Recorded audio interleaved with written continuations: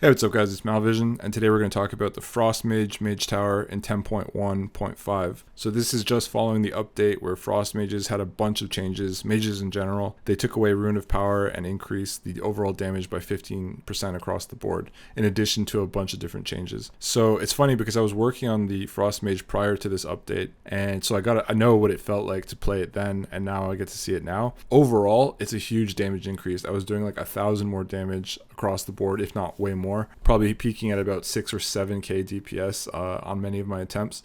So overall, I think this challenge got easier. It really sucked having to use Rune of Power before. I think I wasn't even really using it because of how much movement there is.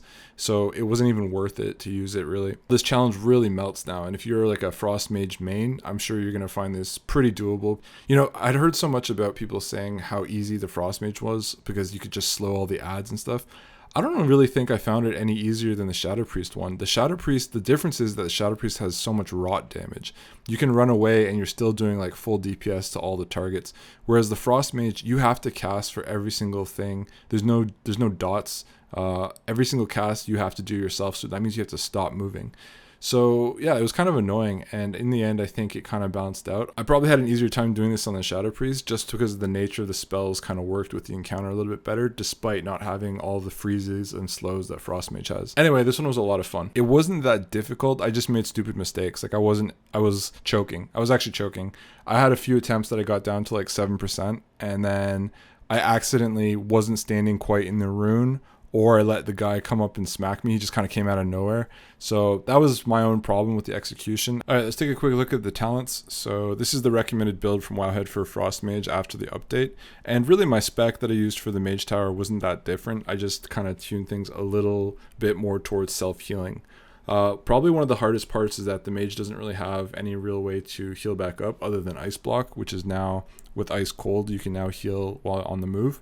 So self-healing is a real issue, and if we take a look at my healing from the actual thing, Ice Barrier was a big part of my healing. I used the embellished cloak and barrier, so the other barrier. So that comes from this right here, gain a shield that absorbs 6% of your maximum health. There's also this over here, your barriers heal you for 40% of the damage absorbed. The other thing I took that was different is the slow, because I just love having that 60% movement reduction on the guy that chases you, Karam. So even though Frost Mage has a lot of slows and stops with all the freezing stuff, it's just nice to have a button that can let you do that. You can also spec that to do AoE slow, but in the end I didn't find it was worth a talent point. And I also played with different builds where I went into Ring of Frost and Rigid Ice and all this stuff, and that can maybe help, but ultimately this was the one that worked for me. The key here is actually Dragon's Breath. That is just a really good panic button when they get right on top of you. It's a short cooldown, fairly short cooldown, and it just stops them like if they're right in front of you, if you need to soak a rune or something. So I surrendered all this good stuff, which I think is really good stuff because, you know, Frost Nova duration increased by 2 seconds. Frost Nova can withstand 80% more damage before breaking. Like that's pretty big for the ads. I forwent that and went for Dragon's Breath instead, just to have that emergency button. On the Mage side, did I even change that much? Oh, okay, yeah. The only thing I changed here was there was Frostbolt grants you Fingers of Frost. So I'm assuming that's kind of more like a single target type thing, but because Ice Lance was such a big part of my damage for this dungeon and I was constantly on the move, I wasn't actually casting Frostbolt as much as I probably could have, but Ice Lance was really the biggest thing for my damage in this particular one, so I swapped this one for right here. Okay, so that's it for the spec. So I used a lot of macros for this. Let's just start here with Icy Veins. Just simple one where you just add your trinket. So I got this PvP trinket that increases your primary stat. I just built that into Icy Veins. Not that I wouldn't use the trinket in isolation on its own, but I just wanted to make sure that when I did pop Icy Veins that this was being triggered as well. Target Karam, Ice Nova. This is the one that stops him in his tracks. So this one was really handy.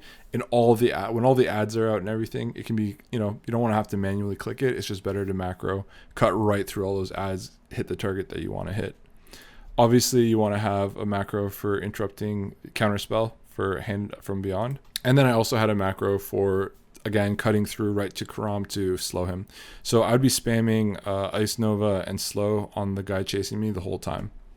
And that's all you're really going to need. All right, so let's get into it. So because I've done this one before, I kind of just was playing around with different ideas, and I was trying to keep the room cleaner for the later part of the fight. So I started off by pulling him off to this edge here and then kind of kiting him away. So off the bat, I don't want to freeze him in place. I actually want him to move out of that area, and then I start freezing him. So let him run through, then I kind of stop him, and I just want to keep him on this edge so that those little puddles that he leaves isn't there in the middle of the room for the rest of the fight. It just kind of helps keep things cleaner. So I'm not spending anything big. Again, I'm just taking my time. There's no rush.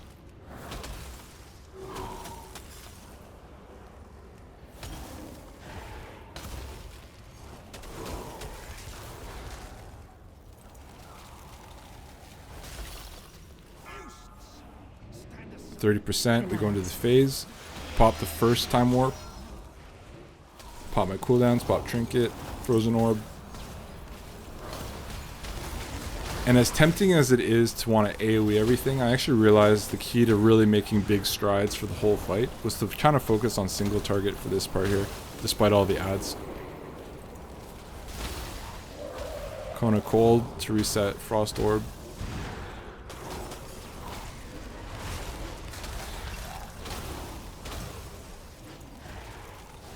By the way, this was some of the most fun I've had in any of these mage towers, because you just feel like you're blasting this stuff.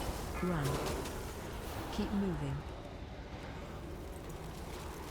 4, 3, 2, 1. Interrupt. Use the macro to interrupt the hand.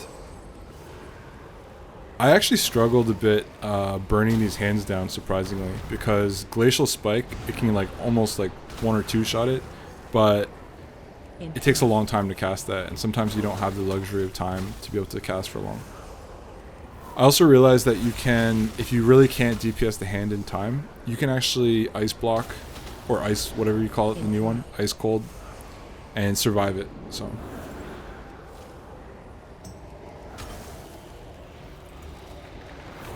Okay, so that's a perfect example. I couldn't interrupt that cast, I couldn't DPS it in time, so I had to ice block through that. Interrupt. Using that blast with the talented extended range, that knockback is huge. Very, very important for this fight.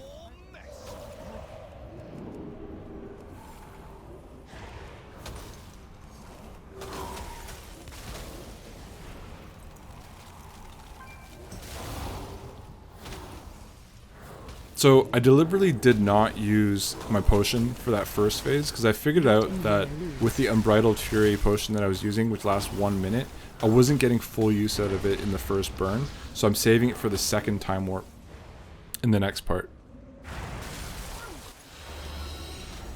Okay. Run. Keep moving. So this is where I felt like I just wanted to burn and blast. 3, 2, 1. Interrupt.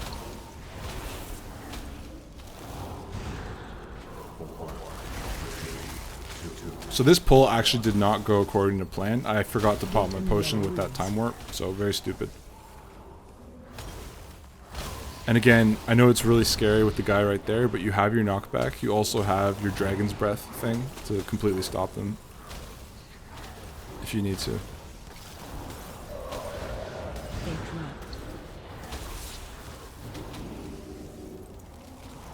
One of the other difficulties is trying to make sure you don't kill Karam Magespear, the guy that's chasing you. Because then the boss just does damage that you can't really survive as a Frost Mage. So you want him to be alive as long as possible. Get in yellow runes.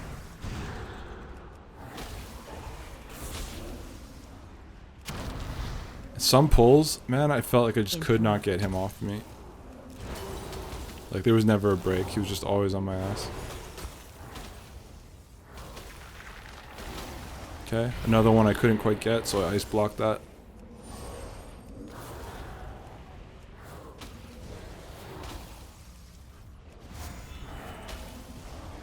I decided right there that I was at a high health percentage, so I put in Ultra Time so that in the event any damage that was done to me after that would be reset.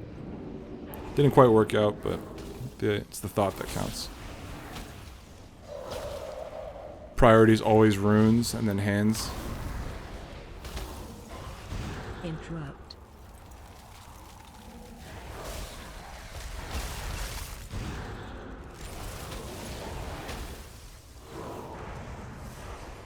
Got really close there. And he's about to die.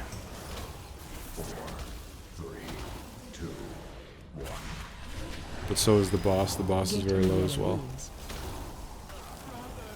Karam goes down.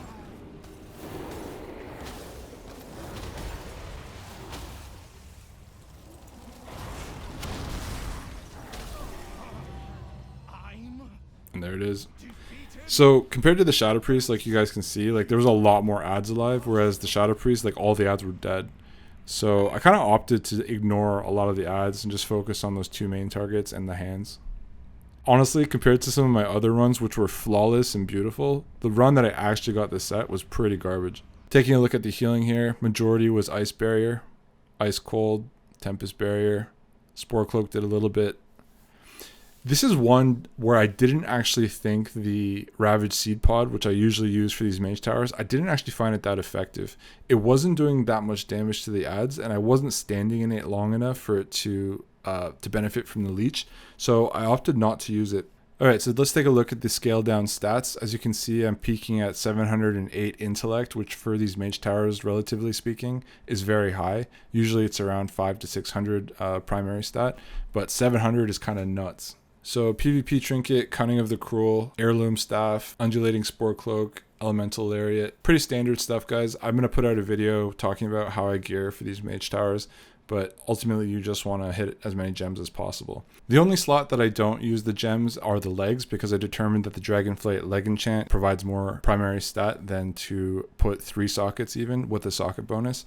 So you can try this out yourself. If you compare Dragonflight legs with Time Walking with gem slot legs, you're probably going to find that the Dragonflight actually provides more primary stat because of the leg enchant. One of my other favorite pieces of gear for these Mage Towers has been this PvP trinket. So if you go to the PvP Honor Quartermaster in Veldraken, they have this trinket called Obsidian Aspirant's Badge of Ferocity that provides haste and primary stat on use. It's just really nice to have an on-demand burst of primary stat on a 1-minute cooldown. It pairs really well with a lot of the mechanics, depending on which Mage Tower you're doing. So all you have to do for this is play like one battleground. As you can see in my chat, I played one Eye of the Storm. I never PvP, but in one I got about 800, and all you need is 700 honor. So pretty doable if you want this trinket. Just do one battleground. So that's it, guys. Thanks for watching. I've done almost all the classes now except for a few of them, and the only Mage Tower that I haven't done at all is the healer one. So that's still to come.